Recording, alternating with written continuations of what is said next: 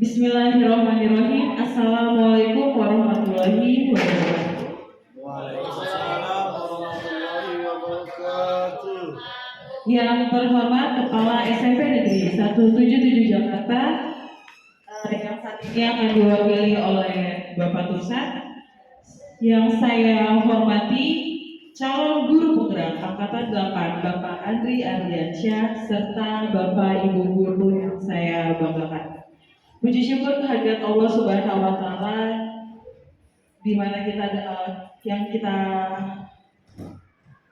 puji syukur kehadirat Allah Subhanahu wa taala karena atas hidayahnya kita dapat berkumpul di tempat ini untuk mengikuti acara diseminasi pemahaman, pengalaman dan penerapan budaya positif dalam keadaan sehat walafiat.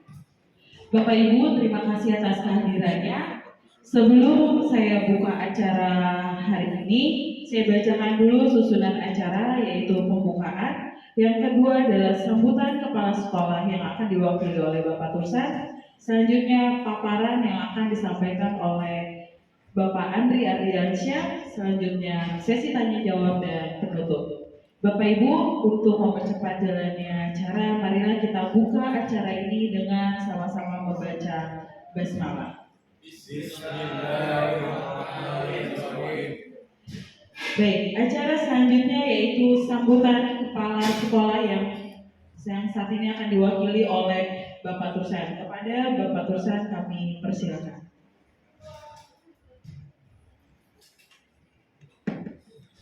Bismillahirrahmanirrahim. Assalamualaikum warahmatullahi wabarakatuh. Waalaikumsalam warahmatullahi wabarakatuh. Selamat siang dan untuk kita semua. Pertama-tama marilah kita panjat puji syukur kepada Allah SWT atas karunia nikmat sehat, nikmat iman serta nikmat yang lain, sehingga pada kesempatan hari ini bisa berkumpul di ruangan ini dalam rangka mengikuti acara diseminasi dari calon guru penggerak Bapak Andri Ardiansyah. Bapak Ibu yang saya hormati, pertama-tama saya mengucapkan terima kasih atas kehadiran Bapak Ibu sekalian. Mudah-mudahan dengan kehadirannya nanti akan menjadikan suatu amal kebaikan dan menjadi support kepada Pak Andri yang saat ini adalah posisinya sebagai CGP Angkatan ke-8. Bapak Ibu yang berbahagia, pada kesempatan kali ini saya hanya menyampaikan beberapa pesan. Yang pertama adalah bahwa di dalam perjalanan CGP pasti selalu ada hal-hal yang ditemui dan ada hal-hal yang baru. Oleh karena itu, pada hari ini penemuan-penemuan baru yang sudah ditemukan oleh Andri akan disampaikan ke Bapak Ibu, dan nantinya dari hasil diseminasi ini Bapak Ibu mungkin bisa mempraktekkan di dalam proses pembelajaran di SMP Negeri 177 Jakarta. Dan kami berharap nantinya adalah kepada Pak Andri sebagai CGP, kalau nanti sudah berhasil, apa yang didapat, apa yang sudah dikerjakan, dapat memotivasi teman-teman kita yang belum ikut CGP, dan juga dapat mengembangkan kegiatan peningkatan mutu di SMP Negeri 177 Jakarta. Mungkin itu yang perlu disampaikan, dan terima kasih kepada Bapak Ibu yang sudah hadir. Akhir kata, Assalamualaikum warahmatullahi wabarakatuh. Waalaikumsalam warahmatullahi wabarakatuh. Baik, terima kasih kepada Bapak Tursan atas sambutannya. Acara selanjutnya yaitu paparan tentang diseminasi pemahaman, pengalaman dan penerapan budaya positif yang akan disampaikan oleh Bapak Andri Ardiansyah. Kepada Bapak Andri kami persilakan.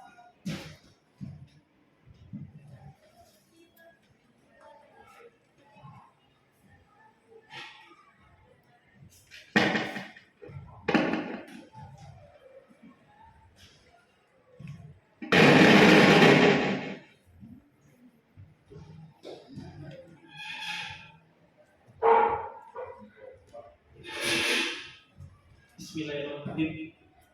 Assalamualaikum warahmatullahi wabarakatuh. Waalaikumsalam warahmatullahi wabarakatuh. Puji syukur kehadirat Allah Subhanahu wa taala yang telah memberikan kita rahmat, hidayah, serta nikmat sehat, nikmat iman, sehingga kita dapat berkumpul pada siang hari ini dalam acara diseminasi pemahaman, pengalaman dan penerapan budaya positif dalam aksi nyata pada modul 1.4 oleh saya sendiri, Andri Ardiansa, calon guru penggerak Angkatan 8 Kota Jakarta Selatan. Yang berbahagia Bapak Ibu Guru SMP Negeri 1 Jakarta, izinkan saya menyampaikan diseminasi ini pengalaman saya selama mengikuti CGP dari modul 1.1 hingga modul 1.4 ini. Adapun diseminasi dan pemahaman dan penerapan budaya positif ini tentunya bukan hanya saya saja, mungkin Bapak Ibu Guru juga sering melakukan hal yang saya lakukan seperti itu. Tentunya pengalaman Bapak Ibu juga turut saya ikuti juga, kemudian hal-hal baru yang saya jalani yang mungkin nanti patut Bapak Ibu ikuti juga seperti itu. Adapun di sini dalam penerapan budaya positif ada beberapa teori dan beberapa konsep yang harus kita pahami dan nantinya akan kita realisasikan di SMP Negeri 177 Jakarta ini.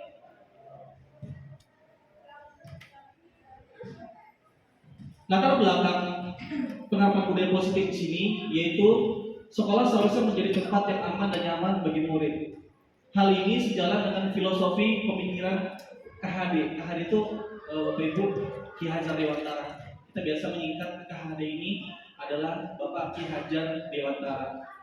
Di mana pembelajar di sekolah harus dapat membawa murid memperoleh kebahagiaan dan keselamatan setinggi-tingginya. Ini filosofi yang paling mendasar, yaitu membawa murid untuk keselamatan dan kebahagiaan setinggi-tingginya. Murid di atas segala-galanya. Kalau kita sudah masuk perangkat sekolah, maka kita mengacunya hanya kepada murid dan murid seperti itu. Nah, salah satu caranya adalah dengan membangun budaya positif. Dengan membimbing murid menemukan dan menerapkan keyakinan kelas yang telah mereka sepakati sebagai perubahan ke arah yang lebih baik untuk menjadi orang yang mereka inginkan dan menghargai diri sendiri dengan nilai-nilai yang mereka percaya. Jadi di sini Bapak Ibu, budaya positif ini sangat penting kita terapkan karena budaya positif ini secara tidak langsung kita lakukan mulai dari pagi hingga siang bahkan menjelang pulang. Dan ini tidak kita sadari, kita sudah melakukan hal yang baik untuk kepentingan siswa seperti itu.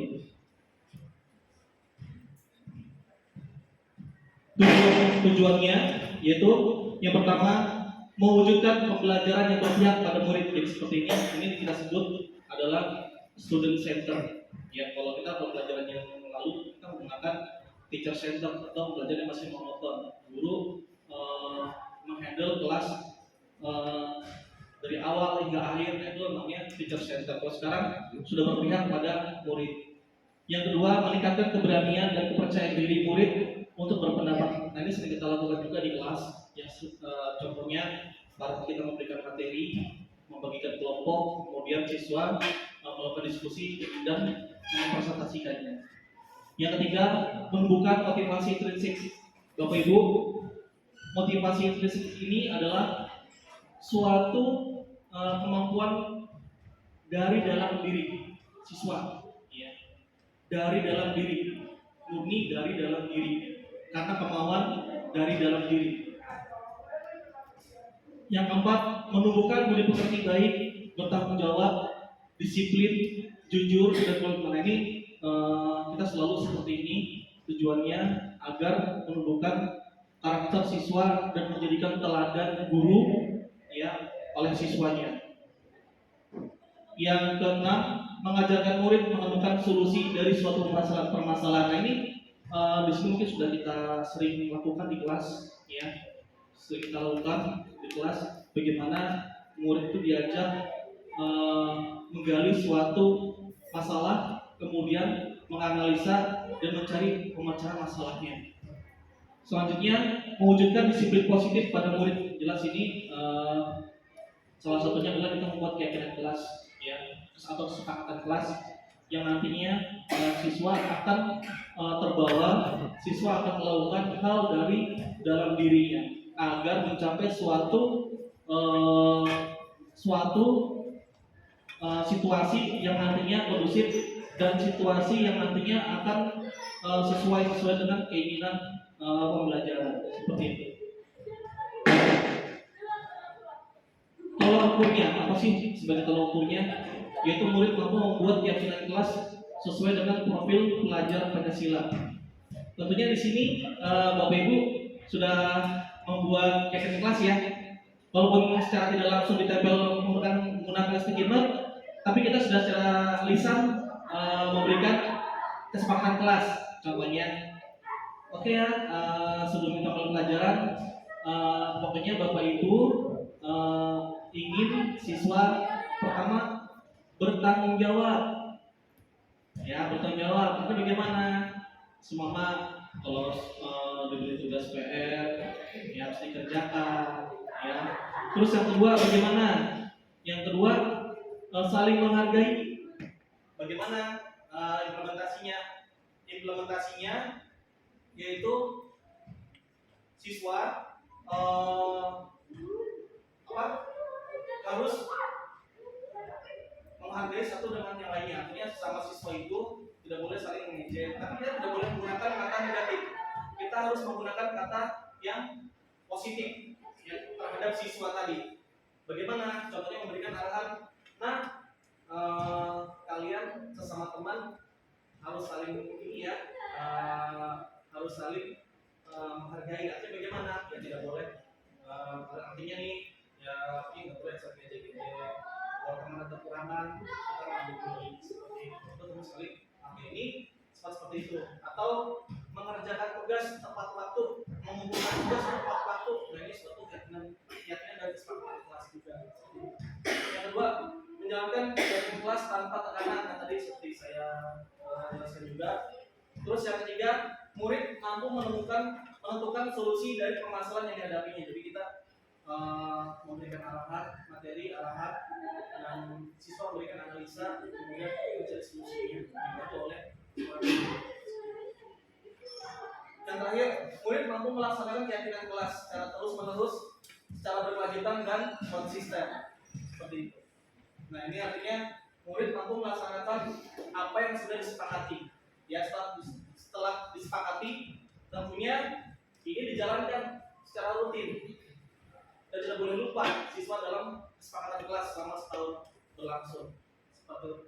Tapi tetap kita mengingatkan pada siswa, keyakinan kelas kita masih ingat kan? Kalau masih mungkin bisa bapak ulang atau ibu ulang keyakinan kelas kita agar kalian tetap berada di keyakinan kelas kita, seperti itu. Tindakan yang dilakukan, ya, tindakan yang dilakukan itu berdiskusi dan izin kepada pimpinan sekolah untuk melakukan diskriminasi. Nah, ini mungkin saya selaku CDP izin kepada pemangku kebijakan di sini di sekolah untuk melakukan diskriminasi budaya positif yang sudah pernah saya lakukan di sekolah ini. Yang kedua, melakukan diskriminasi kepada rekan sejawat tentang budaya positif. Nah, ini saat ini kita lakukan. Terus yang ketiga, memberikan penjelasan dan membimbing murid untuk membuat keyakinan kelas. Ya, ini tentunya sudah kita lakukan, ya, Ibu, ya. Kemarin juga pas pada saat MPLS membuat keyakinan kelas, keyakinan gitu, ya, kesepakatan, ya, kalau masalah kesepakatan itu bagus sekali. Itu kita dengan sangat positif dan itu akan membekas pada siswa yang nantinya akan diterapkan, ya, dalam perjalanan mereka bersekolah di SMP Negeri 177. Ini, ya, menerapkan keyakinan kelas secara kelanjutan dan konsisten, seperti itu tujuan akhirnya. budaya positif ini yang nanti akan dibahas Bapak Ibu. Di antaranya budaya positifnya yaitu perubahan paradigma belajar, disiplin positif, kebutuhan dasar manusia, tiga restitusi, motivasi perilaku manusia, posisi kontrol manusia, dan keyakinan kelas. Ini salah satu budaya positif yang dilakukan di sekolah sesuai dengan literatur dan konsep serta teori yang ada yang akan kita jalankan.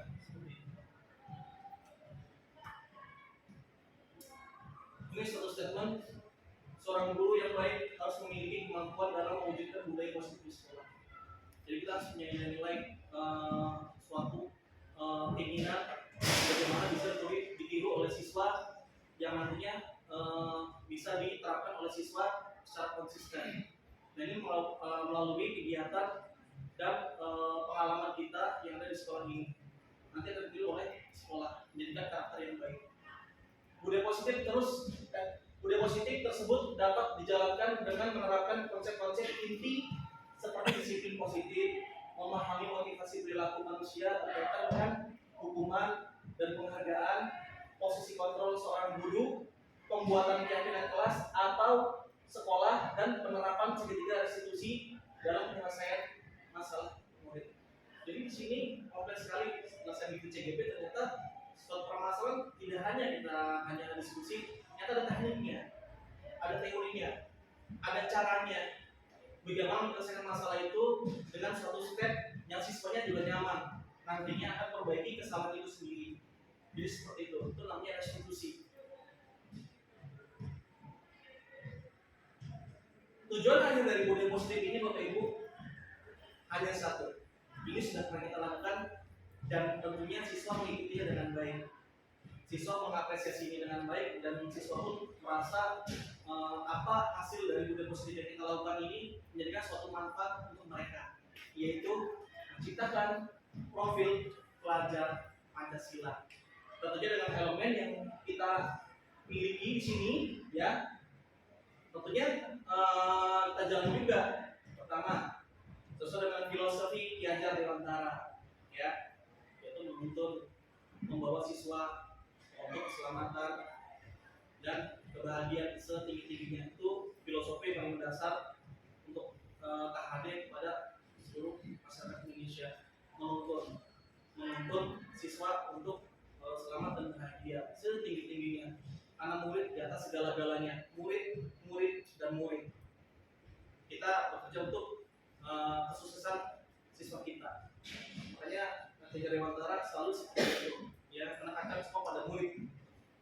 Nilai dan peran guru penggerak itu nilai yang ada di guru penggerak ini diterapkan nanti dalam juga yang nantinya akan menjadikan siswa berkarakter yang baik. Visi guru penggerak ini visi sangat krusial dan sangat fundamental menurut saya, karena setiap kita berjalan sesuai roda dan itu memiliki suatu bendera, yaitu visi, di mana visi tersebut kita laksanakan sebagai acuan untuk kegiatan kita yang nantinya akan membawa kesuksesan untuk kita semuanya, seluruh warga sekolah. Jadi seperti itu.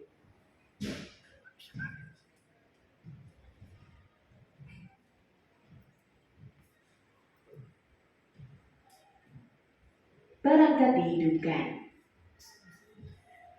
Perangkat dihidupkan. Mode Bluetooth. Sedang mencari perangkat.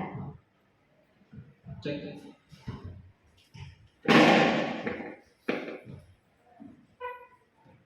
Yang terakhir adalah budaya positif. Budaya positif ini yang sering kita lakukan sehari-hari. Tentunya yang sudah kita sepakati juga dan kita lakukan setiap hari, baik dari guru itu sendiri maupun seluruh warga sekolah. Sehingga hasil akhir dari filosofi Ki Hajar Dewantara, nilai dan peran guru penggerak, visi guru penggerak, dan budaya positif ini kita lakukan, kita rangkum menjadi hasil akhir, yaitu menciptakan profil pelajar Pancasila. Ini salah satu ibu yang sudah saya lakukan untuk menerapkan budaya positif di SMP Negeri 177 Jakarta, yaitu pertama mengadakan tadarus rutin dilaksanakan setiap hari mulai pukul 6.20 sampai dengan pukul 7, diikuti oleh seluruh siswa kelas 7, 8, dan 9 serta didampingi oleh guru dan guru pendamping tentunya. Ini sudah diikuti oleh siswa dan berjalan dengan baik. Yang kedua, upacara bendera ini rutin wajib dilakukan karena upacara bendera ini merupakan suatu hal yang sifatnya nasionalis, dan harus wajib diikuti oleh seluruh warga sekolah, baik dari siswa, guru, tending, dan kepala sekolah seperti itu. Ini dilaksanakan setiap hari Senin pukul 6.30 sampai dengan pukul 7 yang diikuti oleh seluruh warga sekolah. Ini ada fotonya juga dan gambar siswa sedang upacara. Ini sudah menggambarkan sifat nasionalis kita dan merupakan harapan budaya positif. Senam pagi ini juga kita laksanakan setiap hari Jumat mulai pukul 7 sampai dengan pukul 8.30 diikuti oleh seluruh warga sekolah, yakni baik dari siswa, guru, kepala sekolah, serta teknik. Makan dan minum saat jam istirahat. Kenapa sih saya mencantumkan makan minum ini? Karena kalau kita lakukan istirahat makan minum di kelas, maka kelas menjadi kotor, terutama sampah berserakan. Mungkin kesadaran siswa yang nantinya tidak ada dalam buang sampah di tempatnya, ini akan menjadi masalah. Makanya ada baiknya kumpulkan siswa di luar ruangan, di pelataran sekolah, mereka makan minum di pelataran tersebut sehingga kelas menjadi bersih dan rapi. Itu tujuannya seperti itu. Jadi sudah kita lakukan dan sudah kita jangan bimbingan kepramukaan, bisa juga melakukan bimbingan kepramukaan karena saya juga sebagai pembina juga, baik dilakukan kelas 7, kelas 8, dan kelas 9 pada waktu pelaksanaan hari Rabu dan bergiliran setiap seminggu sekali, baik kelas 7, kelas 8, dan kelas 9. Nah, ini teori kontrol, yaitu ini secara teoritis dari Dr. William Glasser. Tentunya ini merupakan suatu acuan bagaimana guru itu menciptakan budaya positif, yaitu pertama dari ilusi guru mengontrol murid, ilusi bahwa semua perbuatan positif efektif dan bermanfaat, ilusi bahwa kritik dan membuat orang merasa bersalah dapat menguatkan karakter. Yang keempat, ilusi bahwa orang dewasa memiliki hak untuk memaksa. Nah, ini stimulus respon. Jadi stimulus itu adalah suatu dasar untuk melakukan tindakan yang nantinya akan timbul teori kontrol seperti itu. Jadi terjadinya teori kontrol itu karena adanya stimulus respon. Ini salah satunya aja menurut Stephen R. Covey, yaitu kalau stimulus responnya realitas kebutuhan kita sama, maka akan menimbulkan teori kontrolnya realitas kebutuhan kita tidak sama. Yang kedua, semua orang melihat hal yang sama, maka muncul teori kontrolnya. Semua orang memiliki gambaran berbeda-beda. Jadi dilihat dari berbagai banyak sisi, jadi seperti itu. Kita mencoba mengubah orang lain, maka muncul teori kontrolnya. Kita berusaha memahami pandangan orang lain tentang dunia. Jadi kita melihat skop itu secara meluas. Terus perilaku buruk dilihat sebagai suatu kesalahan, maka muncul teori kontrolnya yang menyebabkan semua perilaku memiliki tujuan. Pasti mereka melakukan hal seperti itu, tentunya mereka punya tujuan. Tapi kalau kita lihat secara sejajar, tentunya perilaku buruk dilihat sebagai suatu kesalahan. Ternyata dia punya maksud dari hal yang dilakukan itu, gitu ya. Ini juga lagi, sudah banyak Bapak Ibu di sini pembahasan ada pada saat rujukan gagal, maka menimbulkan teori kontrolnya, kolaborasi dan konsensus menciptakan pilihan baru. Jadi efek-efek dari suatu stimulus yang berada di lingkungan kita yang nantinya akan menimbulkan suatu pemahaman yang baru seperti itu. Yang kedua, orang lain bisa mengontrol saya, maka teori kontrolnya hanya Anda yang bisa mengontrol diri Anda sendiri. Ya. Stimulus respon yang selanjutnya adalah mode berpikir menang atau kalah. Kalau teori motivasinya menimbulkan mode berpikir menang dan menang, win-win solution gitu ya. Jadi ini pemikiran yang matang dan sempurna sehingga harus menimbulkan win-win solution seperti itu. Perubahan paradigma belajar. Paradigma belajar, kalau paradigma lama itu jadi dia mudah mentransfer pembelajaran secara abstrak dan konsep tidak berhubungan dengan konteks. Jadi dia hanya memikirnya secara garis besar saja, tidak terlalu mendasar seperti itu. Sehingga muncul paradigma baru di sini. Pembelajaran dengan paradigma baru dibuat berdasarkan prinsip. Pembelajaran berdiferensiasi. Kemudian belajar sesuai dengan kebutuhan, keunikan, berdasarkan tahap perkembangan dan potensinya untuk mewujudkan profil pelajar Pancasila. Ini paradigma baru. Jadi tujuannya adalah untuk mewujudkan profil pelajar Pancasila dengan perkembangan dan potensi siswa tersebut. Disiplin positif. Disiplin sering dimaknai menjadi suatu untuk mendapatkan kepatuhan. Nah ini Bapak Ibu, kalau di kelas biasanya kita nyuruh siswa ya harus dan harus dan harus. Tujuan biar apa? Biar disiplin. Nah disiplin ini biar siswa itu patuh seperti itu. Jadi inti dari definisi disiplin ini adalah untuk mendapatkan kepatuhan. Disiplin sering dihubungkan dengan ketidaknyamanan. Jadi harus anak dipaksa untuk melakukan sesuatu yang harus dipatuhi gitu ya, sehingga membuat tidak nyaman. Nah untuk mencapai kemerdekaan dalam pendidikan saat ini, untuk menciptakan murid yang merdeka, syarat utama adalah harus ada disiplin yang kuat. Nah ini memang ini penting sekali ini buat hampir 11-12 gitu ya, kedisiplinan sesuai dengan KAD dan yang sudah berlaku. Disiplin positif, pemikiran Ki Hajar Dewantara sejalan dengan pandangan Diana Gosen, yaitu seseorang yang memiliki disiplin diri berarti mereka bisa bertanggung jawab terhadap apa yang dilakukannya, karena mereka mendasarkan tindakan mereka pada nilai-nilai kebajikan universalnya. Ini kebajikan universal ini adalah sesuatu yang sudah memang terukur seperti itu. Kita memberikan instruksi kepada siswa ini sudah terukur dan sudah benar dalam pemikiran yang sangat panjang dan sudah tahu resikonya, maka kita melakukan hal suatu disiplin kepada murid. Sebenarnya intinya seperti itu. Disiplin positif merupakan salah satu cara penerapan disiplin yang bertujuan untuk menumbuhkan kesadaran serta memberdayakan murid untuk melakukan sesuatu tanpa sogokan.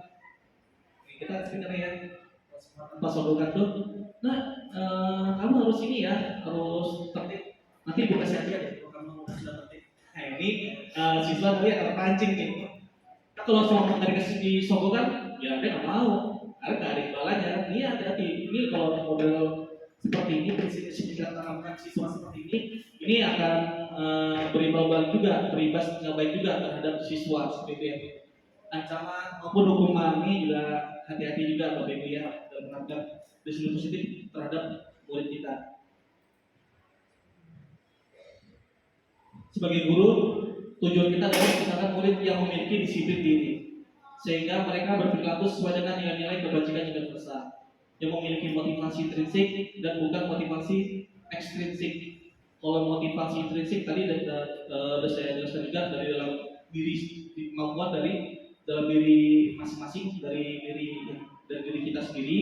Tapi kalau motivasi ekstrinsik karena ada dorongan, karena penghargaan kalau ada hadiah seperti itu. Nah ini adalah motivasi ekstrinsik.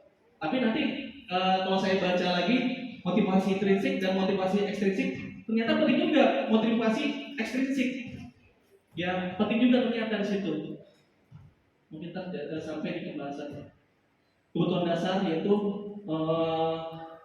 pertama bertahan hidup, yang kedua penguasaan, kesenangan, kasih sayang dan rasa diterima, serta kebebasan. Nah ini kebutuhan dasar manusia, ini yang ada dalam diri kita. kita bertahan hidup jelas, kita bekerja mencari nafkah untuk apa? Bertahan hidup. Terus penguasaan kita punya sesuatu, kita menguasai materi atau kita mengharapkan materi itu berguna untuk siswa, maka kita harus menguasai materi itu sendiri, menguasai keadaan juga di kelas. Makanya harus berisik nih, ya udah kita handle. Nah ini termasuk ada unsur penguasaan. Kesenangan jelas dalam diri manusia pasti ada kesenangan ya. Kita butuh happy, kita butuh seumpama sikap yang mungkin bisa kita press untuk melakukan sesuatu. Jadi ada unsur kesenangan di sini. Kasih sayang dan merasa diterima. Ini butuh nggak, Bapak Ibu? Kalau kasih sayang dan merasa diterima, butuh ya. Kalau tadi dicuekin kan kayaknya gimana ya? Jadi ilfeel, sehingga kita kondisi nggak baik, ya jadi bad guy gitu ya. Hari kurang baik karena kita nggak diterima oleh orang banyak gitu ya. Nah ini kita pada dasarnya butuh kasih sayang dan merasa diterima orang lain. Terus yang selanjutnya adalah kebebasan. Kira-kira kita butuh nggak sih kebebasan? Butuh ya. Bebas dalam memilih suatu ibaratnya memilih suatu tindakan yang menurut kita baik. Ya, mungkin kalau ada yang mau makan, kalau menurut mereka ngasih masukannya kurang baik, kita pengennya seperti ini. Ya kita pengen sesuai dengan kita sendiri.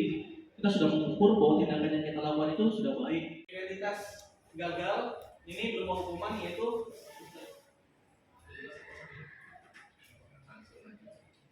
identitas gagal yaitu hukuman sesuatu yang menyakitkan, yaitu jelas bahwa hukuman masih menyakitkan. Cuma terlambat lari ke lapangan 2 kali, wah itu hukuman jelas itu. Ya.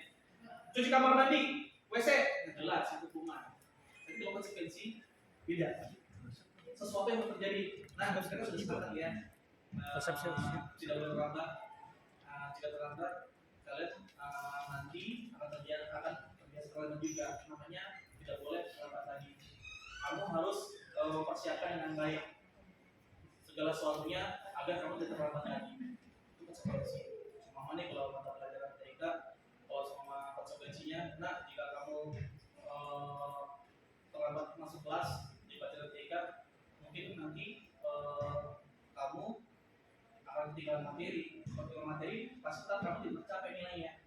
Pas tidak tercapai, pasti kamu tetap nilainya jelek.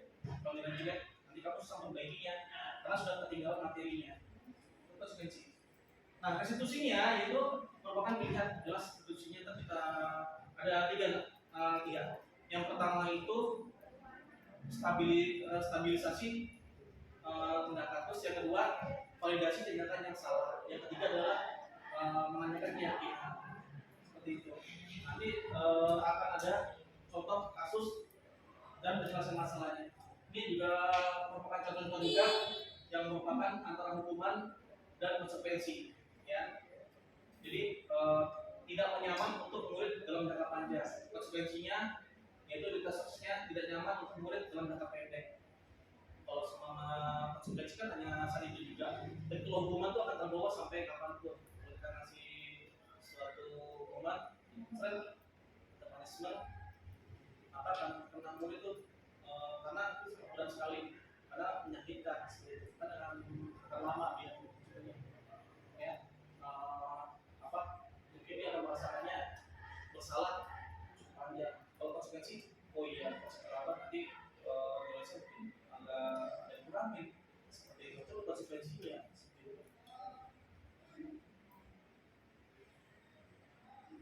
Juga sama contoh-contohnya ada mendapatkan keadilan teman, kalau bisa diabaikan konsekuensinya.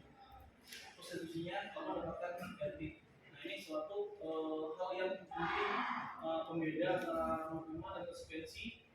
Contohnya korban mendapatkan keadilan. Kalau konsekuensinya masalah susahnya kalau bisa diabaikan. Konstitusinya korban mendapatkan ganti. Penanganannya ini juga sama, saja hukuman murid akan tersakiti, secara konsekuensinya murid juga tidak nyaman. Nah ini merupakan suatu contoh jika ada murid yang mengalami dan membuat masalah seperti itu. Restitusinya maka murid mendapatkan penguatan. Nanti gini, kalau semua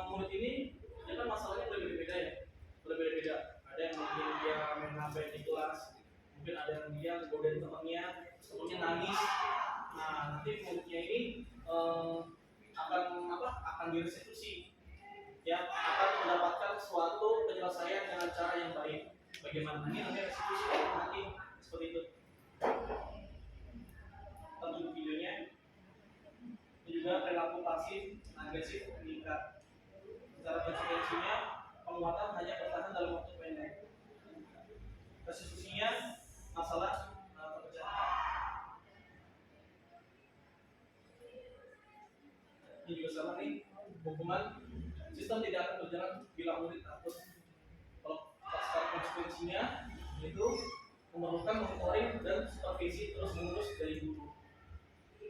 Restitusinya perasaan masalah terbaiknya yaitu murid belajar tanggung jawab atas perilakunya.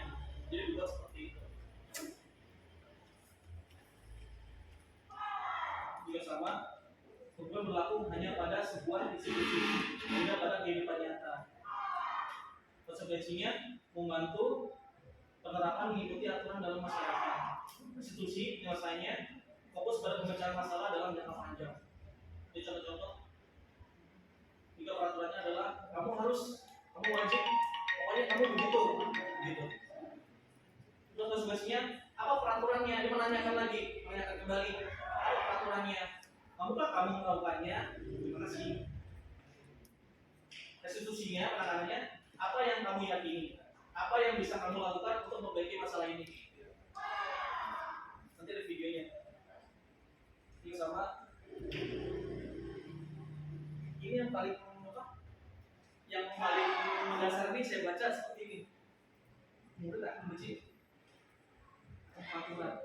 Itu udah bahaya sekali kalau semua dia tidak mengindahkan peraturan, dia sudah tidak bisa dia lagi membaca dan mentaatinya, itu sudah berat siswa harus berpengalaman dan restitusi yang tepat. Konsekuensinya murid akan menghormati peraturan ini. Kalau semua konsekuensinya identitas prosesnya, murid akan menghormati peraturan. Ini udah balik. Restitusinya murid akan menghormati dirinya dan orang lain. Ini imbas identitas prosesnya.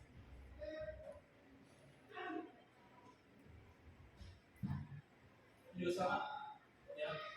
Identitas gagal kalau tangani secara hukuman, awas kalau kamu dilakukan lagi ya. Nanti awas kamu ya.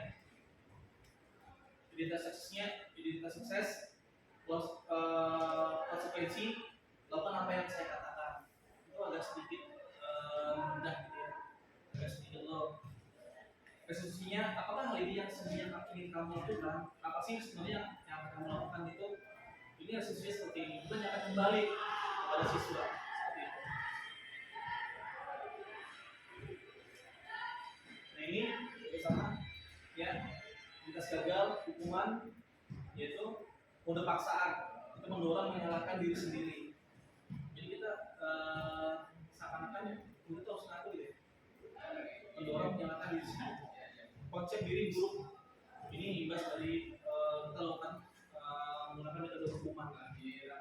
Kalau kita konsekuensi itu stimulus respon, jelas ada suatu rangsangan dari apa yang sudah kita lakukan kepada siswa. Kalau itu bermasalah, itu mendorong kepatuhan.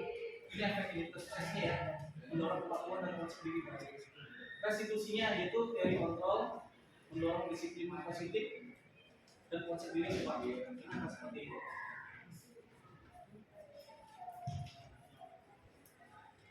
Nah ini dihukum oleh penghargaan. Ini imbas kalau kita menerapkan motivasi ekstrinsik seperti itu. Pengaruh jangka pendek dan jangka panjang. Yang pertama, penghargaan efektif jika kita menginginkan seseorang melakukan sesuatu yang kita inginkan dalam jangka pendek. Yang kedua, jika digunakan lagi, maka orang tersebut akan bergantung pada penghargaan dan kehilangan motivasi intrinsik. Jadi pas mahasiswa itu kita suruh bapak itu dulu nggak dikasih ini, nggak dikasih itu, itu namanya siswa udah mulai seperti itu. Nah itu efek dari motivasi ekstrinsik yang sudah kita pernah berikan kepada siswa itu sendiri. Jika kita mendapatkan penghargaan untuk melakukan sesuatu yang baik, maka selain kita senantiasa berharap mendapatkan penghargaan tersebut, kita pun tidak menyadari tindakan baik yang kita lakukan. Ternyata itu punya masalah juga, walaupun masa tidak sangat krusial. Masalahnya mungkin ya kita melakukan sesuatu yang baik, menghasilkan penghargaan kepada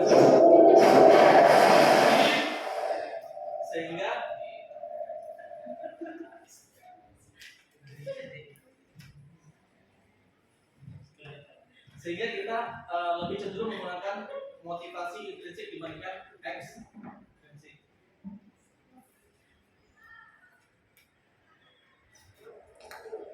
Ini sama ya.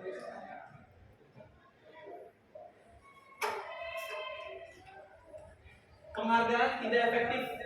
Penghargaan tidak efektif yaitu suatu penghargaan adalah suatu yang diinginkan dan hanya jika Anda melakukan hal ini, maka Anda akan mendapatkan penghargaan. Ya. Suatu penghargaan adalah suatu yang diinginkan dan hanya jika Anda melakukan hal ini. Ini ada dorongan khusus. Ya, jadi suatu kalau kita memang benar-benar ingin menginginkan sesuatu gitu. Yang kedua, jika saya mengharapkan penghargaan dan tidak mendapatkannya, maka saya akan kecewa dan kecil hati. Kemungkinan tidak akan berusaha keras. Jadi kalau kita sudah mendapatkan sesuatu, kita lakukan hal itu kedua kalinya, maka kita akan kecewa kalau tidak mendapatkannya. Kita tidak mau lagi ikut. Nah, sudahlah, kita gagal. Mungkin udahlah, say goodbye. Kita mau ikut lagi. Ini efek-efeknya. Penghargaan tidak efektif. Jika kita memberikan seseorang suatu penghargaan untuk melakukan sesuatu, maka kita harus terus-menerus memberikan penghargaan itu. Jika kita ingin orang tersebut menunjukkan perilaku yang kita inginkan, benar nggak sih? Benar ya? Kasih siswa semua, ini coklat ini bim-bim. Tapi ini ya, kamu ambilin tuh semua bola-bola di lapangan. Ntar pas jam kedua nih, pas minggu berikutnya olahraga gitu ya, sumpah nih olahraga. Nah, bolanya rapikan ya. Tapi Pak, saya dikasih coklat nggak seperti kemarin? Gak ada nak. Ya, apa? Mari kasih coklat. Udah deh, udah jadi lah. Gitu lah. Jadi anak tersebut mengingat sesuatu apa yang sudah pernah kita kasih sebelumnya. Termasuk motivasi eksplisit, termasuk penghargaannya tidak baik. Kita lihat yang baik, tapi menjadikan imbas yang tidak baik bagi siswa yang kita berikan penghargaan.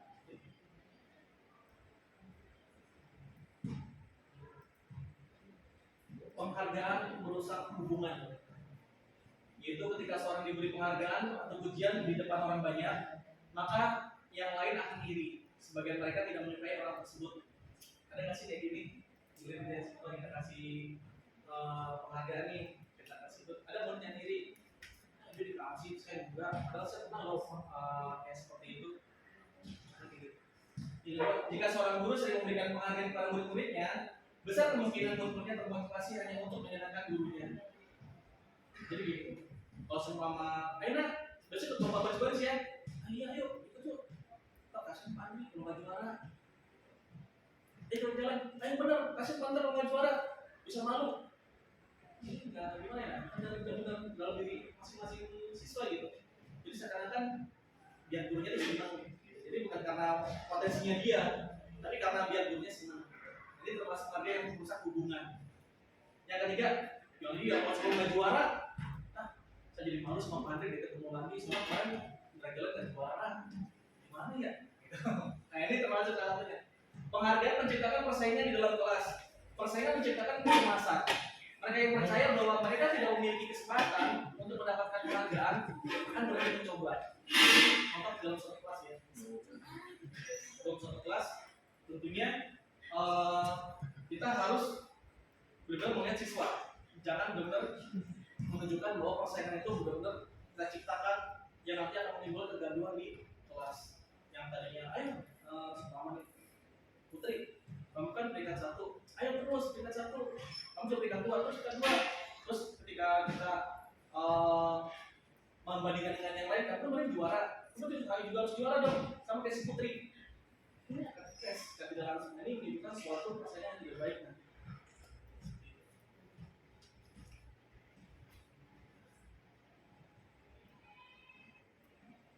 Restitusi, sebuah pendekatan untuk menciptakan disiplin positif.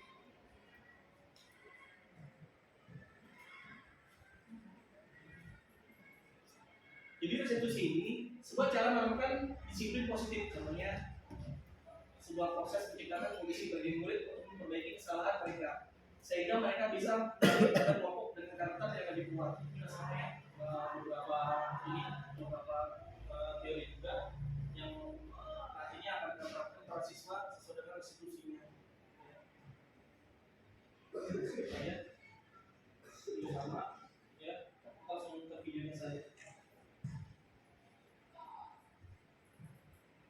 sekali.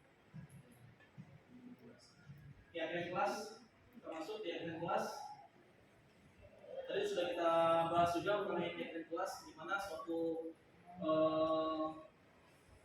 hal yang kita patuhi bersama, yang kita laksanakan bersama tanpa adanya paksaan.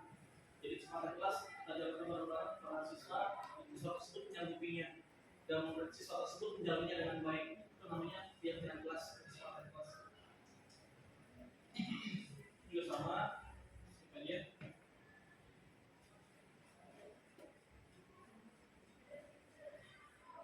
Nah, ini 5 posisi kontrol. Jadi intinya 5 posisi kontrol ini bagaimana cara guru menangani siswa. Mungkin di antara kita semuanya ada di dalam ranah ini. Tinggal kita ada di posisi mana sebenarnya. Kalau kita sering menangani siswa secara tidak langsung, maksudnya dalam kondisi tanpa kita jadwalin, tanpa kita rencanain, langsung nih menemukan siswa yang berbuat salah. Contohnya ketika lagi kita mengajar, siswa kamar mandinya lama banget. Ternyata kita lihat siswa tersebut lagi main-main di kamar mandi. Ya, semua dia tidak ke kamar mandi, dia sebenarnya hanya nongkrong aja gitu ya. Nah, kita temui hal itu secara langsung, baru kita melakukan restitusi seperti ini. Apakah kita sebagai penghukum, apakah kita sebagai pembuat rasa bersalah, teman, pemantau dan manajer? Nah, ini di sini ada contoh-contohnya. Sebagai penghukum, seorang yang menghukum bisa menggunakan hukuman fisik maupun verbal. Guru yang menerapkan posisi hukum akan berkata, patuhi aturan saya atau awas, kamu selalu saja salah. Apalagi dengan intonasi tinggi gitu ya. Sebenarnya sih kalau guru seperti itu memang sudah bawahnya gitu ya. Nah, ini ada ranah-ranahnya, di mana supaya siswa itu jangan seperti itu yang kita mau. Tapi kita kan secara nggak langsung kan karena kita tuh dendam sama mereka. Tapi saking rasa sayangnya supaya siswa tidak mengikuti hal yang tidak baik. Kan tujuannya seperti itu. Kalau kita udah bergetan, ini kok anak beberapa kali seperti itu ya. Sebenarnya sudah kita lihat, sudah sering kita lihatin gitu. Kan tetap aja kayaknya melawan ini ya. Muncullah di kita, ya, secara tidak langsung. Tapi kadang kita jadi nyesel. Oh, seharusnya nggak kayak gitu ya. Besok kalau dia salah lagi, mungkin kita akan menggunakan cara yang berbeda. Yang kedua, ini mumpung hasil kemungkinan murid akan marah gitu ya, dan menendam atau lebih agresif. Bisa jadi sudah kembali duduk, murid tersebut akan mencoret bukunya. Ini contoh aja. Ya, lebih buruk lagi, semua sekolah murid melihat motor atau mobil bapak ibu guru dan akan menggores kendaraan tersebut. Jangan kasih bannya lagi. Kayak ini hati-hati imbas dari kita melakukan penyelesaian masalah dengan cara menghukum. Coba buat rasa bersalah.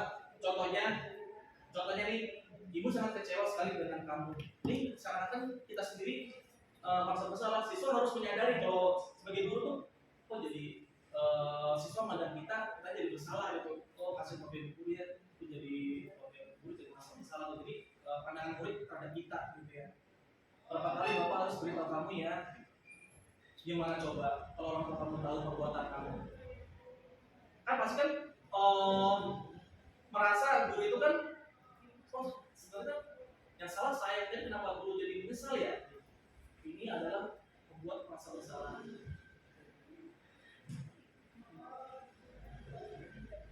Sama, murid akan merasa bersalah karena telah mencatat guru. Guru itu udah sama menyesal, kenapa sih kamu selalu melakukan itu? Murid akan merasa menjadi orang yang gagal, tidak sanggup bagian orang lain. Emosi akan tertanam rapat di dalam perasaannya. Murid dapat melupakan amarahnya dengan cara negatif.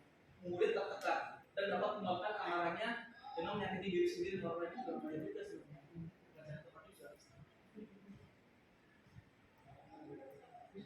Nah, ini yang biasa kita lakukan nih.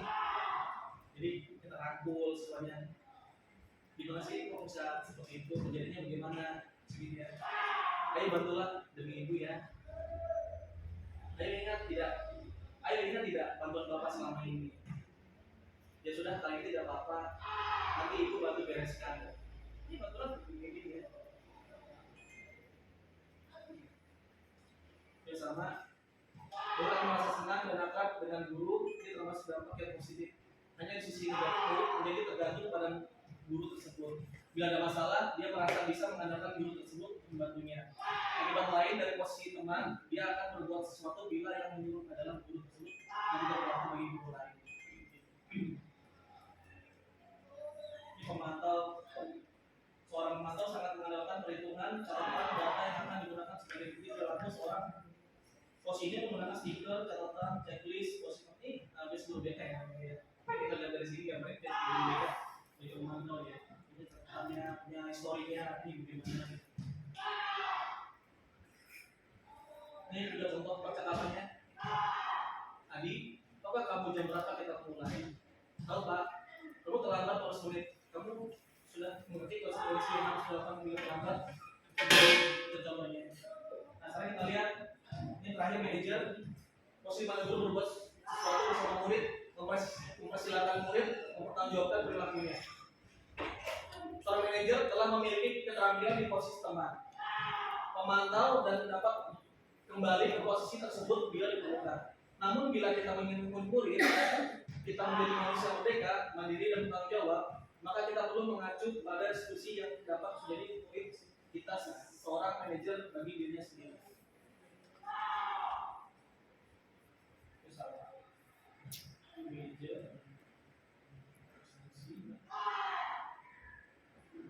Tadi saya bilang institusi penanganan masalahnya, proses menciptakan kondisi bagi murid untuk memperbaiki kesalahan mereka.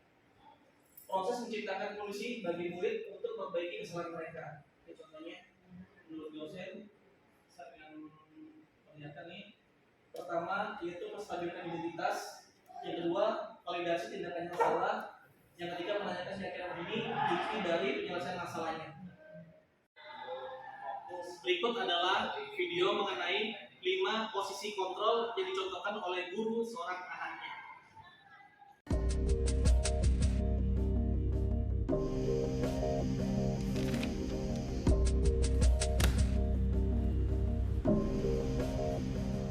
Naren! Sini kamu! Selamat pagi, Bu. Selalu terlambat. Kamu deh, pasti terlambat. Maaf, Bu. Saya... Apa? Apa coba? Alasan kamu apa lagi? Kapan sih kamu tidak terlambat? Malas sekali ya kamu jadi anak. Saya... Dasar pemalas. Gak kapok-kapok sih kamu. Sudah berapa kali terlambat? Sana, kamu keliling lapangan basket 2 kali. Kenapa saya harus keliling lapangan basket, Bu? Kenapa? Kamu mau lawan ibu? Berani-beraninya jawab. Sudah terlambat, masih berani jawab pula. Sekarang, keliling lapangan basket 5 kali sekalian. Biar kapok. Cepat, pergi sana ke lapangan basket. Posisi penghukum biasanya berbicara dengan nada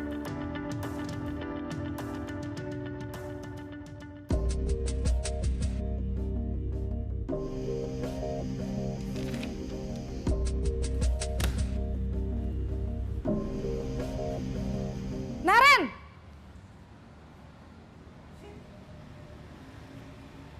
Selamat pagi, Bu. Naren. Kamu kenapa terlambat lagi, Nak? Ya Tuhan, Naren. Kamu senang ya bikin ibu susah ya? Kalau kamu terlambat lagi, nanti ibu yang ditegur bapak kepala sekolah, Nak. Disangka ibu tidak bisa membina kamu. Duh, gimana ini? Maaf, Bu. Duh, Gusti Naren. Kamu suka ya kalau ibu ditegur bapak kepala sekolah? Terus, sekarang ibu harus tulis apa ini di buku absen? Ini kamu sudah sering terlambat loh. Ibu harus apa coba? Maaf, Bu. Maaf sekali. Ya sudah, lain kali jangan bikin ibu susah lagi ya, Nak ya. Ibu tidak akan kuat lagi kalau kamu begini terus. Bisa jantungan kalau ibu ditegur bapak kepala sekolah. Sana cepat ke kelas. Maaf ya, Bu. Maaf sekali. posisi pembuat rasa bersalah berbicara dengan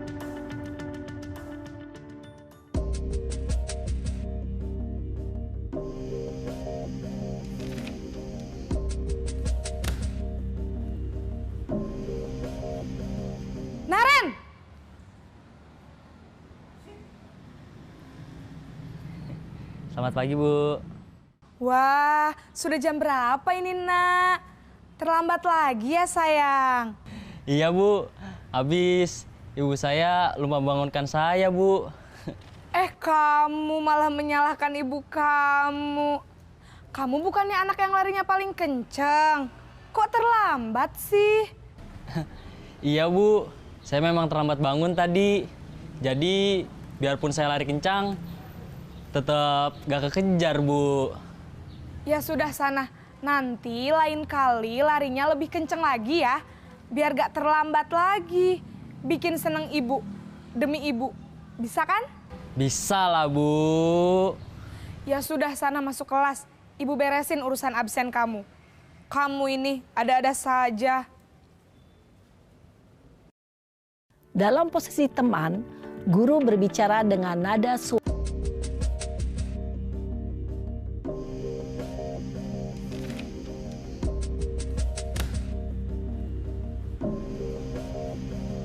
Naren!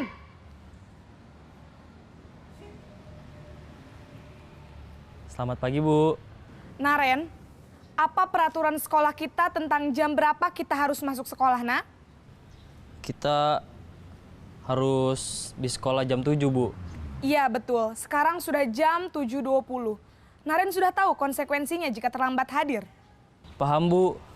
Saya harus tinggal kelas pas jam istirahat selama 20 menit. Iya, benar. Konsekuensinya demikian. Jadi nanti jam 9.30 pas istirahat, kamu harus tinggal di kelas, kerjakan tugas tambahan untuk ketertinggalan kamu, ya? Baik, Bu.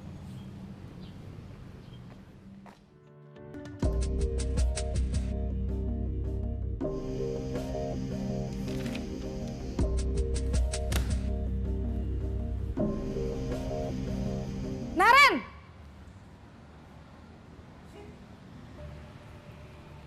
Selamat pagi, Bu. Selamat pagi, Naren. Maaf, Bu. Saya terlambat. Iya, sekolah masuknya jam 7, sekarang sudah jam 7.20. Jadi sekarang bagaimana ini, Naren? Maaf, Bu. Saya lupa setel alarm saya semalam. Baiklah, menurut kamu, keyakinan sekolah yang mana yang perlu kamu tingkatkan? Menghargai diri sendiri dan orang lain mungkin ya, Bu. Setuju. Jadi, apakah Naren meyakini prinsip saling menghormati tersebut? Iya, Bu. Saya meyakininya. Apakah Naren bersedia memperbaiki masalah keterlambatan ini? Bersedia, Bu. Bagaimana kamu akan perbaiki masalah keterlambatan ini? Saya akan coba untuk tidak lupa menyetel alarm saya, Bu. Baik, kalau Naren lupa menyetel alarm di rumah, ada orang yang kira-kira bisa bantu mengingatkan tidak? Ada, Bu. Kakak saya, Kak Ema. Ada lagi selain Kak Ema? Selain Kak Ema, ada ibu saya. Baik, jadi yang mengingatkan Naren adalah Kak Ema dan ibu kamu ya? Kira-kira akan mulai setel alarm kapan nih, Naren? Setelah pulang sekolah, akan segera saya lakukan. Baik, jadi Naren akan setel alarm untuk bangun besok pagi dan akan diingatkan oleh kakak dan ibunda Naren ya. Ada lagi yang mungkin perlu dilakukan, Naren? Agar tidak terlambat bangun lagi. Tidak ada, Bu. Baik, Naren. Terima kasih untuk kerjasama kamu. Sekarang kamu perlu kembali ke kelas untuk belajar. Baik, Bu. Terima kasih. Berikut adalah penerapan restitusi antara guru dan siswa dalam menyelesaikan suatu permasalahan. Selamat siang, Pak. Selamat siang. Bapak memanggil saya. Iya, Zepa. Silakan duduk. Makasih, Pak. Iya. Zepa siapa? Sehat, Pak. Iya. Zepa tahu apa Bapak manggil di sini? Tidak, Pak. Begini, Pak Andri mendapat laporan dari Pak Widya karena Zepa tidak menunjukkan tugas matematika. Nah, langsung ke pokok permasalahan. Bapak ingin mendengar langsung dari Zepa, kenapa Zepa tidak menunjukkan tugas matematika? Iya, Pak. Maaf. Tadi saya belum mengerti dengan materi yang diajarkan Pak Wika. Karena tidak paham, saya tidak mengerjakannya, Pak. Ada yang lainnya? Saya sebenarnya tidak bermaksud untuk tidak menunjukkannya, Pak. Tapi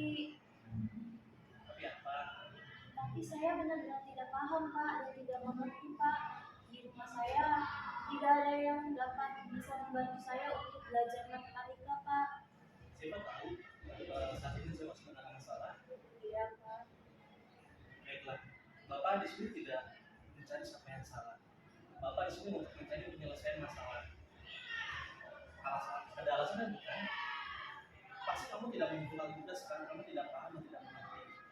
Dan tidak senang dengan pelajaran matematika. Iya, Pak. Baiklah, di sini Pak Andi tidak mencari siapa yang salah, tapi Pak Andi ingin mencari penyelesaian. Kita berpikir bersama tentang apa yang bisa kita lakukan untuk mencari dan memperbaiki situasi ini. Karena kamu tidak paham, atau tidak mengerti, atau tidak senang atau pelajaran matematika. Ya, Bapak bisa memahami kalau kamu melakukan itu. Itu karena kamu tidak paham dan tidak ada yang dapat melakukan dalam belajar matematika. Tapi yang kamu lakukan itu merugikan orang lain, kan? Iya, Pak. Karena kita bicara mengenai keyakinan kelas kita, mana yang sudah kita yakini dan yang mana yang belum kamu yakini. Kita harus disiplin dan bertanggung jawab, Pak. Betul sekali. Ternyata kamu masih ingat dengan keyakinan kelas kita. Nah, sekarang kita kembali pada saat kamu tidak mengumpulkan tugas. Apakah dengan kamu tidak mengumpulkan tugas tadi, kamu termasuk anak yang disiplin dan bertanggung jawab?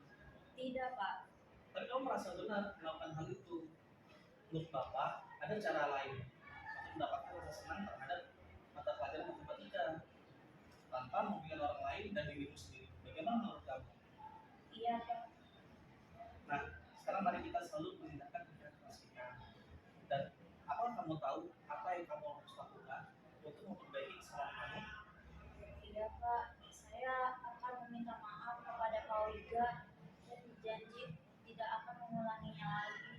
Dan saya berjanji untuk lebih disiplin dan bertanggung jawab, Pak. Sekali lagi saya minta maaf ya, Pak. Baiklah, Bapak maafkan kamu. Dan kalian jangan diulangi lagi ya. Dan kalau ketemu kamu besok pagi kamu harus minta maaf pada kami ya. Iya, Pak. Saya berjanji. Saya pulang dulu ya, Pak. Ya kan, semoga kamu jalan dengan sukses ya ke depannya. Silakan.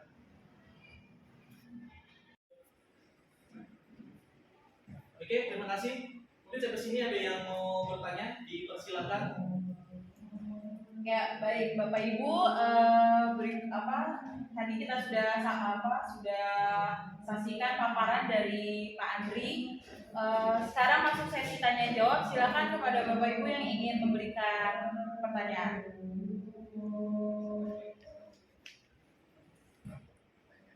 Ya, silakan Pak Tursan. Terima kasih. Assalamualaikum warahmatullahi wabarakatuh. Waalaikumsalam warahmatullahi wabarakatuh. Terima kasih paparan dari Pak Andri yang sudah menyampaikan beberapa hal, terutama adalah tentang bagaimana menangani siswa ini supaya dapat berprestasi dengan baik, dan tadi sudah dipaparkan dengan jelas dan betul. Namun demikian, mungkin ada beberapa hal yang saya ingin tanyakan hanya untuk memperjelas saja. Pertanyaan yang pertama adalah bahwa tadi sudah disampaikan di situ ada teori tentang stimulus dan respon. Jadi kalau diberikan stimulus berarti di situ ada respon. Yang menjadi pertanyaan adalah bagaimana untuk menangani hal ini, karena walaupun stimulusnya sama yang disampaikan kepada siswa, biasanya pemahamannya atau responnya berbeda. Jadi kalau siswa itu diberikan stimulus yang sama, tapi biasanya tanggapannya berbeda. Nah, bagaimana mengarahkan supaya antara stimulus dan respon ini seimbang dan sama dan dapat dipahami oleh siswa, itu yang pertama. Yang kedua adalah bagaimana cara kita membuat program supaya program itu memang hasil dari keseluruhan siswa. Di situ tadi kan ada yang namanya kesepakatan kelas dan lain-lain. Jadi kesepakatan kelas ini bagaimana cara membuatnya supaya setelah dibuat itu dari semua siswa itu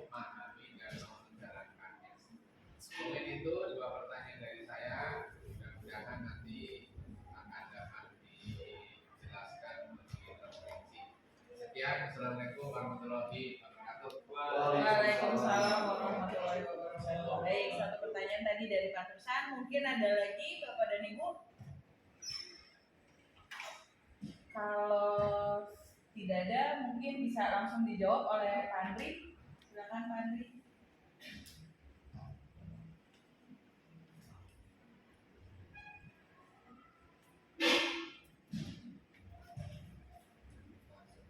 Langsung aja ya. Ya. Bagaimana antara stimulus respon, teori stimulus ya, dan respon ini dapat berjalan beriringan maksudnya sejalan gitu ya. Nah, tentunya kita harus pahami dulu peserta didik, kita harus pahami dulu apa yang menjadi suatu dasar dalam kita menyelesaikan suatu permasalahan yang nantinya akan menimbulkan termasuk dari kontrol khususnya dari kontrol seperti itu. Hanya sudah stimulus. Nah tentunya harus sepakati dulu, harus gali dulu apa yang nantinya akan kita selesaikan dengan cara mungkin dengan beberapa pendekatan seperti pendekatan. Tentunya di sini dalam stimulus respon itu nanti kita gali dulu nih apa semua permasalahannya. Terus dari mana asal usul permasalahan itu gitu. Nah ini mungkin pertama yang menyebabkan nanti muncul suatu teori kontrol. Tentunya stimulus responnya itu pemaksaan ada pada saat rujukan ngadep. Ini memang awalnya ketika kita nanti apa ya, dalam menangani suatu siswa, tentunya ada suatu kesalahan di awal. Semua pada saat kita pertama kali menggali masalahnya ada pada siswa, dan nanti muncul seperti ini. Maka teori kontrolnya itu berkolaborasi dan konsensus menciptakan pilihan baru. Jadi suatu pemecahan nanti terhadap masalah itu. Terus yang kedua, mungkin kalau dalam stimulus responnya kita bisa mengontrol siswa yang bersalah. Tapi muncul teori kontrolnya itu hanya ada yang bisa mengontrol. Artinya karena suatu penjelasan, mungkin karena suatu dorongan guru terhadap siswa untuk menjelaskan suatu permasalahan, tentunya siswa tersebut harus benar-benar menyadari suatu kesalahan itu, dan tentunya ini atas pertanyaan yang digali oleh guru terhadap siswa tersebut. Mungkin seperti itu. Atau lainnya ada yang mau menambahkan mungkin Bu Susi? Stimulus respon ini lebih ke mengajak murid untuk memunculkan motivasi intrinsik. Misalnya pemaksaan ada pada saat rujukan gagal. Ini terjadi pada saat ada murid yang melanggar aturan. Kalau kita menggunakan pemaksaan, itu tidak mungkin atau sulit untuk memunculkan motivasi intrinsik. Nah, caranya adalah berkolaborasi dan seperti tadi contohnya membentuk atau membuat keyakinan kelas yang dibuat secara bersama-sama, dan apabila ada pelanggaran maka akan dibuat keyakinan kelas yang baru sampai yang muncul motivasi intrinsik. Dan orang lain tidak bisa mengontrol kita, hanya kita yang bisa mengontrol diri sendiri. Artinya, jika ada seorang anak melanggar aturan, anak tersebut tidak akan dapat dikontrol dulu supaya dia sadar. Yang bisa membuat dia sadar adalah dirinya sendiri. Nah, jadi kalau teori kontrol itu menciptakan mode berpikir tenang dan menang. Kalau pakai stimulus respon, gurunya menang, anaknya merasa kalah. Tapi kalau dia sudah timbul motivasi intrinsik, Murid merasa menang, gurunya juga menang. Ajar saya. Terima kasih. Yang kedua, untuk membuat program bagaimana meyakinkan kelas dapat menjalankan secara bersama-sama. Tentunya dalam keyakinan kelas ini kita buat suatu kesepakatan dan kita buat suatu penjelasan terlebih dahulu kepada siswa tentang apa yang nanti akan kita sepakati bersama-sama. Contohnya seperti ada video juga nanti akan saya paparkan. Nah itu yang tadi sudah dipaparkan. Tentunya pertama kali kita menjelaskan terlebih dahulu, menyepakati bersama dan siswa menyanggupinya. Kalau siswa menyanggupinya, tentunya itu dengan kalimat positif. Kalau sudah menggunakan positif, mereka menyanggupinya, maka kita buat suatu pernyataan secara tertulis. Seperti di video yang sudah tertera juga, siswa menyatakan dalam stiker itu ditempel. Nah ini menjadikan suatu keyakinan kita yang berjalan selama setahun ini di kelas, semua di kelas 9I. Ini kita sepakati bersama dan kita jalankan bersama-sama. Kita kukuhkan dan kita lakukan secara bersama-sama. Ya, jadi tidak boleh ada punishment nanti, nggak boleh, karena punishment itu sebenarnya tidak diperkenankan. Punishment seperti hukuman segala macam. Kita tentunya malah konsekuensi. Dan nantinya siswa tersebut bisa menjalankan dengan baik tanpa ada paksaan. Mungkin itu lebih berhasil. Seperti itu dilakukan bersama-sama dalam bentuk suatu peraturan tertulis. Jadi seperti itu. Ada yang mau tanya lagi? Pak Sepuh? Mari. Ya, silakan Bapak Ibu, mungkin ada yang mau memberikan pertanyaan lagi? Oke, baik. Karena sudah tidak ada lagi yang mau bertanya, Madri gimana? Ada yang mungkin mau ditambahkan atau mau disampaikan kembali? Kesimpulannya? Sebagai bahan refleksi, setiap kita seorang guru harus menanamkan budaya positif di sekolah yang namanya menjadikan karakter yang baik bagi murid yang tentunya akan menuju terciptanya profil pelajar Pancasila. Itu saja dari saya. Terima kasih. Saya ucapkan sekali lagi terima kasih banyak kepada Bapak Ibu guru yang sudah mengikuti diseminasi ini atas mungkin ucapan salah atau kekurangan atau mohon maaf yang sebesar-besarnya. Itu aja dari saya. Assalamualaikum warahmatullahi wabarakatuh.